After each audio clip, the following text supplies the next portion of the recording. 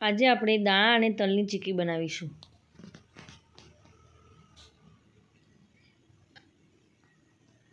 અહીંયા મેં સિંગદાણાને પહેલાં ધીમા તાપે શેકી દીધા છે। સિંગદાણાને ધીમા શેકવાથી તેનો સ્વાદ સરસ આવે છે। પછી તેને એક થાળીમાં ઠંડા કરવા મૂકવા।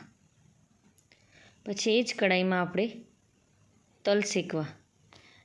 મેં સિંગદાણા 1.5 વાટકી લીધા છે અને તલની માપ 1 વાટકી છે। તલ શેકાઈ જાય પછી પણ એને એક બીજા વાસણમાં કાઢી દેવું। બંનેને ઠંડુ કરવું। દાણા ઠંડા થઈ જાય પછી તેમાંથી ફોતરા કાઢી દેવા। હવે ફોતરા નીકળી જાય પછી તેને મિક્સરમાં ક્રશ કરી દેવા। એકદમ પાવડર જેવું ક્રશ નથી કરવાનું, આપણે અધકચરું રાખવાનું છે। પછી આપણે તલને પણ મિક્સરમાં ક્રશ કરી દેવા।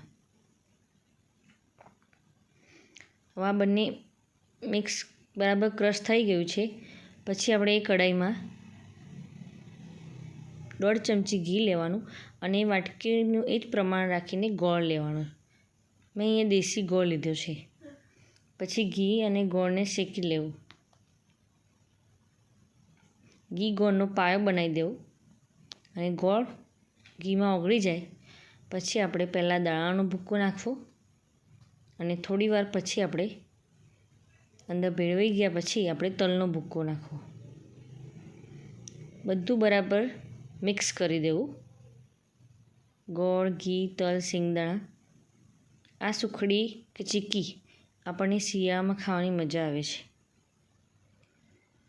આ બધું મિક્સ થઈ ગયા પછી આપણે એક થાળીમાં તેને કાઢી લેવું।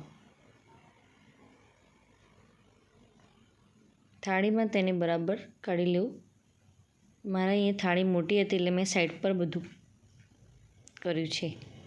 પછી એક વાટકી પર મેં ઘી લગાવીને સુખડીને દબાવી દીધી છે। પછી તાવેતાના મદદથી સુખડી એટલે કે ચીક્કીના કાપા પાડી દીધા છે। અહીંયા તમે તમારે મનપસંદ એવા કટકા કરી શકો છો। હવે આ ઠંડી થઈ જાય પછી આપણે તેને એક નાના ડબ્બામાં ભરી દેવી। સિંગ તલની ચીક્કી તૈયાર।